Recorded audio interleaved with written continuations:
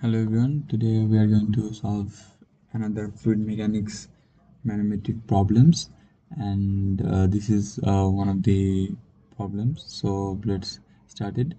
Where this is a pipe where water is flowing through the pipe, and over here this is extended manometer, okay, through the pipe, and extended part of the pipe which we are going to determine the uh, pressure difference between point A and point B, and that we have to do is determine the pressure difference of P of B and P of A. So to solve this problem, we have to first determine the datum line. So here, if we give a closed loop, we have a datum line given in the question, or if it is not given, we can easily assume that this will be our datum line.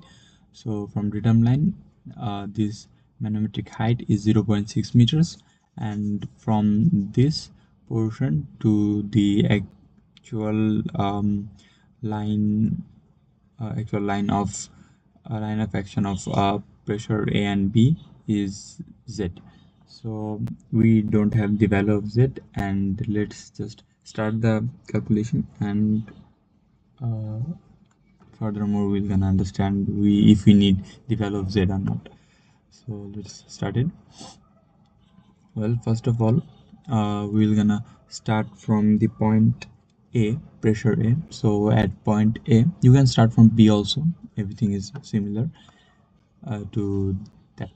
Okay, so from point A, just the pressure will be, assuming that it will be P of A goes to, as such we can say that it is actually going down till here. So the total distance from this to this will be Z plus 0.6, right?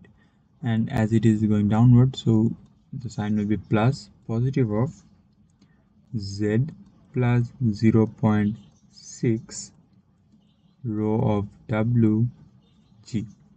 Okay, so from this part we have done, then we're gonna move to this, and then we're gonna go up. So as we are going up, sorry, as we are going up, so from this part portion of the fluid, that is mercury. So as it is from mercury, we're gonna use the as it is going upward, so we're gonna use negative, so the H will be 0.6 rho of mercury into G. Done. And then the rest of the portion Z, it is also the, where is the place, it is not, okay. Okay, so I'm going to write below over here. Okay, so it will be as it is going upward Z, so that will be minus Z rho of W and G. As we have reached this point, that means that the pressure over here PB will be equal to this. So we have to determine PB minus PA. So we'll just simply take this PA to this side, and the rest of this will give us the value of PB minus PA. So here PB minus, sorry, it's PB minus PA will be equals to this portion of calculation.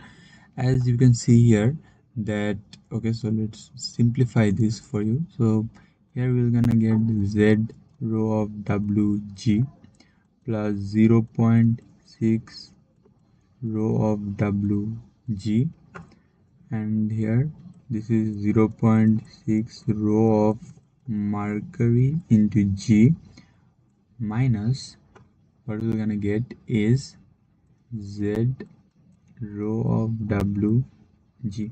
So here if you give a close concentration, then we're gonna get this, as it is Z P of WG positive, and here we got a same negative, so these two terms will cancel. So if you give a close look, you can see that Z portion is not needed, or the value of z is not actually needed, as these two terms are going to cancel out. And upon that, if we do the calculation, we're gonna get p of b minus p of a will be equal to, let me calculate.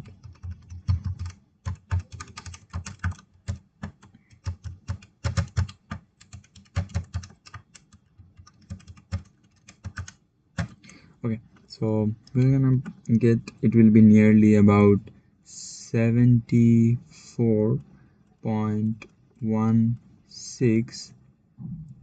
So here is a point, actually 74.16 kilonewton per meter square.